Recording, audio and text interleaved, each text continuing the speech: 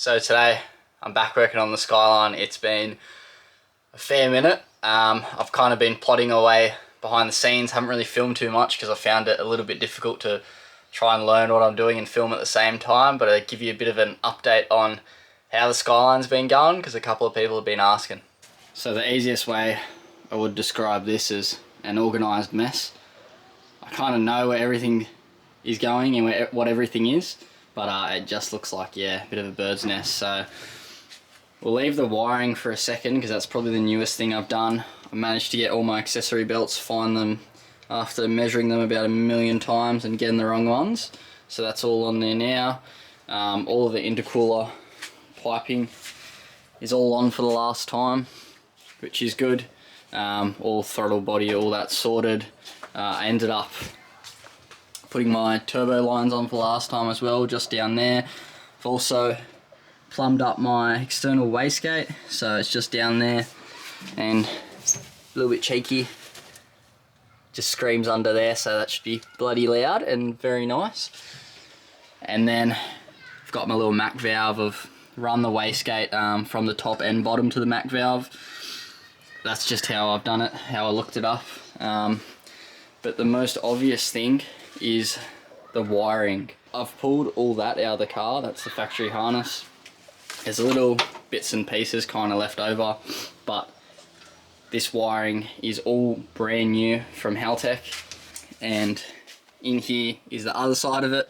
So a bit confusing, but it's all labeled. So got all my ECU end on this side just to plug into the ECU, and then in the cab you'll probably also notice I pulled half the dash apart.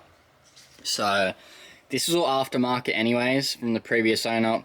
We'll push to start and stuff like that, and the isolator for the battery and whatnot, because you can see the cage, it was a rally car.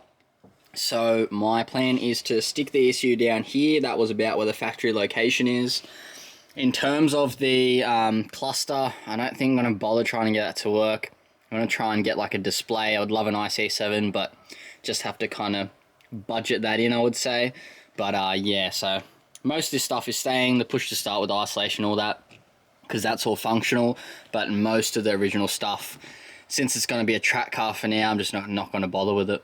And being that this harness is made for like RB26, RB25, and this one being an RB30, being the single overhead cam, half the stuff I'm not actually using, which is kind of a good thing because it makes it a lot more simple.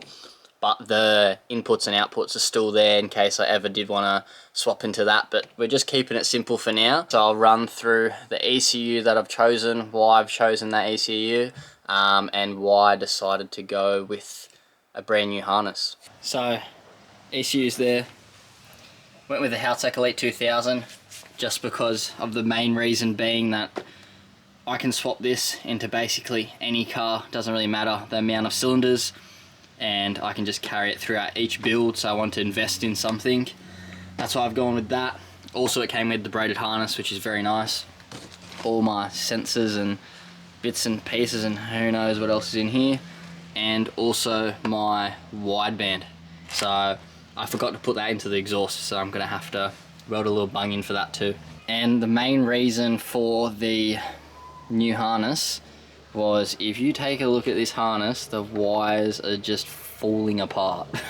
Like, that's basically how most of the wires are, all cracked, and it is going to be an absolute nightmare trying to diagnose anything with all this junk everywhere. So to eliminate a lot of the issues I'm going to have, because of course you're going to have issues when you're wiring up a whole car, but to eliminate all the old stuff, I've gone with the braided harness. Everything's labelled like that, so just so much easier. For here I've ran all the stuff for the injectors, 1 to 6, all different coolant temperature sensors and stuff like that. Something also worth mentioning is I've gone to a single LS1 coil. From what I've read, that's basically just a lot more powerful, and for the amount of power that I'm looking at running, a single coil should be enough. So I have done the conversion to that, and the cool thing about that is they've integrated that into this harness as well. So basically it was just plug and play for that little bit of the harness. Sun's absolutely birding my eyes, so I've moved in the shade a little bit. But what I was saying was that the other big reason I went with Haltech was that the platform's there, they're always building up on it. it was something I've really wanted to kind of invest in and take it from car to car. So the amount of inputs and outputs you can have is endless. You know, two-step, you want to take your car to the next level. They've got all that kind of already built in. So if I ever did want to go down that route, I've kind of already paid for it now. So that was another big reason why I went for the Haltech. But yeah, enough of me explaining myself. I'm gonna get back to wiring this bloody car up. It's gonna be a little bit hard to see, but just down there, I've converted to a donut type knock sensor because that was just the better option for this harness. But I've actually added two since it had two inputs. So I've put one there, and then there's another one. No way you're gonna be able to see it, but it's actually down there. So that's a good start for now. The one problem I did come in with is that this alternator connector is made for like RB25, RB26, and this is the old one. I plug like that, so I'm just gonna have to swap them over. Apart from that, like a couple little things like TPS and whatnot, I don't even know what half this means. So I'm learning as we're going. But I think half of it is mostly there. I mean, it could probably be run a little bit neater, but it's my first time doing it, so just bear with me. And if you have any tips, please let me know.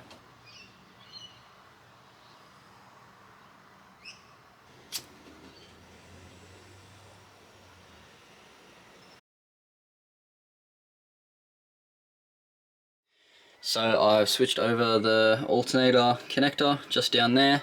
I've done the TPS just with the old one because it's just plug and play kind of thing. I'm working out now what's the go with the starter motor and the rest of the stuff in the alternator, if I need to use this kind of ratty bit or not, because I've only got this plug coming from the Haltech for the starter. So I got to work out what else I need to do with that. And then apart from like the battery leads, I don't actually know what any of the other stuff stands for. So like all this, what's this one? DPO4. Got to sort that out, see what the hell that is. What's this? It's probably idle air temperature or something like that. But yeah, that's where we're at the moment, and we're going. So just following my guide here, it looks like I do need some of that because I need the strap from the old one for the ground and some other things. But this is a little booklet I'm going through, which is pretty handy. So it's got kind of all the connections and whatnot and what stands for what. So you'll definitely be referring back to this a lot, and we'll keep going. So I'm hoping I've hooked up most of this stuff right. There's a lot of spare things I've noticed that I don't actually need, or I'm not going to use for now. There's a lot of things like the VCT, idle air temp, just like spare inputs and stuff like that, so that's not going to be used. I'm going to run an oil pressure sensor, so I have to order one of those. Fuel pressure, I don't know if I'm going to do it yet. Believe that's for the factory gauge in the dash, so I've got to hook that up still, but TPS should be done there. Alternator and starter down there, and then grounded it to the block as well, so that should be done. And then my lead up to the battery here, and then that's the main lead with the starter on it, positive, and then I got my negative here. Other thing is I gotta make a battery bloody fit somehow in this spot there. I'm thinking of trying to mount it maybe this way, like a half size battery or something, but just gotta see what I can find. And then because we're nearly at the end of the engine bay, I'm going to start with the in-cab stuff. So basically from here down is what we're doing. I'm just going to leave these blank for now because I don't really know what I'm going to do with them. But I'll make a start on that. So I realised whilst editing this video that I didn't actually record an outro. So I'm here to wrap things up a couple days later. Car's still basically where it is, where you saw it before, just waiting on a couple little things to arrive, and then I just got to finish off the wiring in the cab.